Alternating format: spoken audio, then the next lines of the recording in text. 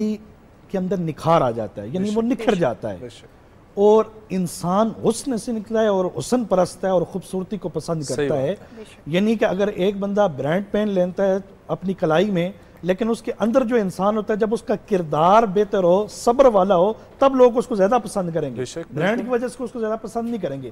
اب یہاں پہ ایک چیز اگر معاشرتی لحاظ سے دیکھی جائے تو اس وقت میں آپ کو بتاؤں حافظ صاحب 90% ایسے کیسز آ رہے ہیں کہ بچیوں کو طلاقیں ہو رہی ہیں. اور جب ڈیفرنٹ چینل پہ ہمیں یہ کوسچن آتا ہے کہ علامہ صاحب یہ بتائیں کہ طلاق کے ریزن کیا ہے، کہتے ہیں جی ہم تو غصے میں تھے، غصے میں ہو گئی ہے اور ہم سے صبر نہیں ہوا. یعنی بے صبری میں طلاقیں ہو رہی ہیں اور کورٹ کچہری میں ایسے کیسز ہو رہے ہیں بے صبری سے بچیوں کے گھر اجاڑے جا رہے ہیں. اور ایک لمحے کے لیے حال ہی میں نے ایک جیل کا دورہ کیا، قیدیوں سے ملاقات ہوئی تو وہ کہتے ہیں جی ہم نے زندگی میں چیونٹی نہیں ماری تھی، ہم سے بندے کیسے مر گئے.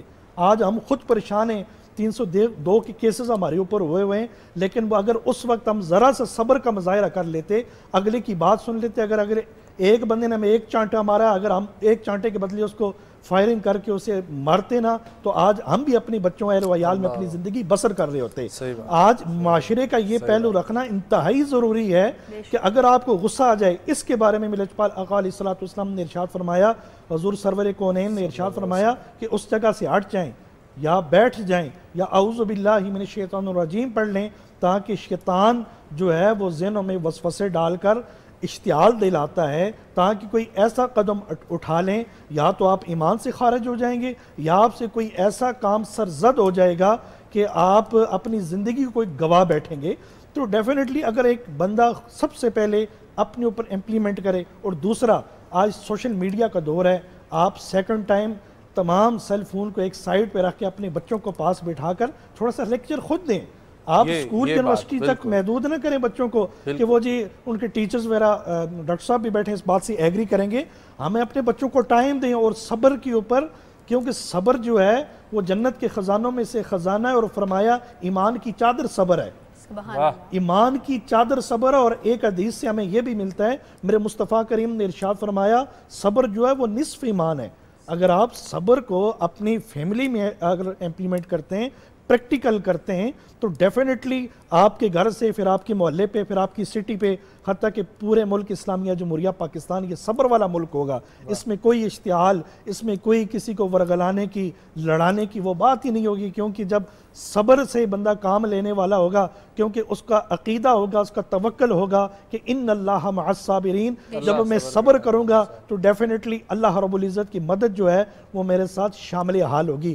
آج کہ اس موقع پر میں یہ کہوں گا کہ ماہ مقدسہ، ماہ رمضان المبارک ہے، کہ اکثر لوگ، پہلے تو کچھ لوگ ایسے ہوتے ہیں جو روزہ رکھتے نہیں، اگر رکھ لیتے ہیں تو دوپہر کو کہتے ہیں جی میرے نزدیک نہ مجھے تو آج بڑا روزہ لگا ہوا ہے، آج تو تیری حالت میں غیر کر دوں گا.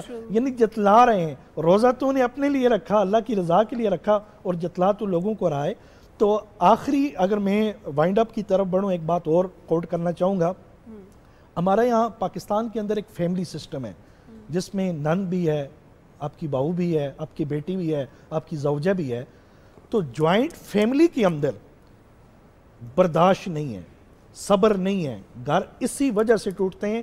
اگر ہسبینڈ جو ہے وہ تیش میں ہے تو بیوی بھی تیش میں آ جاتی ہے. اگر تو نے ایک چانٹا مجھے لگایا تو ڈبل میں تجھے لگاؤں گی، تو خطہ کیا ہوتا ہے؟ گھر ٹوٹ جاتے ہیں. اگر کیا ہی اچھا ہوتا ہم اپنے گھر سے لجپال آقا علیہ السلام کی جو تعلیمات ہیں، جو فرامین ہیں، کہ جن کی خاطر کائنات بنی، جن کی خاطر کائنات بنی، اگر ان کے اوپر کوڑا کرکٹ وغیرہ پھینکا گیا تو پھر بھی انہوں نے صبر سے کام لیا اور رہتی دنیا تک اپنی امت کو یہ پیغام دیا کبھی بھی صبر کے دامن کو اپنے ہاتھ سے نہ چھوڑنا. اور میں یہ کہتا ہوں کہ صبر کو بھی صبر آ جاتا ہے جب صبر حسین دیکھا جاتا ہے. سبحان اللہ، کیا خوبصورت بات آپ نے آخر میں کی. ڈاکٹر صاحب، ہم ایک عام انسان ہیں، ہم اپنے اندر کون سی ایسی عادات، ایسے ایلیمنٹس شامل کریں کہ ہم بھی صابرین میں شامل ہو جائیں؟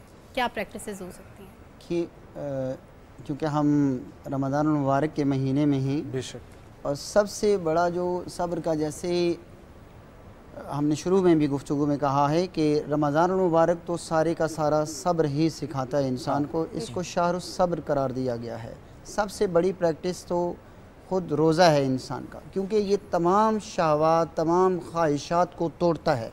کیونکہ انسان کے اندر جو ایک نیگیٹو پاور آتی ہے جس کی وجہ سے وہ اس کے اوپر نفسانی خواہشات کا غلبہ ہوتا ہے، چاہے وہ قتل کرے، چاہے وہ جھوٹ بولے، چاہے وہ غیبت کرے، چغلی کرے، جتنے بھی جرائم ہیں، چاہے وہ اس کا تعلق اس کے مادیت کے ساتھ ہے، چاہے اس کا تعلق اس کی روح کے ساتھ ہے، یعنی مادی جرائم ہوں یا روحانی جرائم ہوں، وہ سارے کے سارے ان کے اوپر کنٹرول کر سکتا ہے صرف ایک رمضان المبارک کے 30-29 روزے پورے رکھنے کے ساتھ کیونکہ رسول اللہ صلی اللہ علیہ وسلم نے اسی لیے ارشاد فرمایا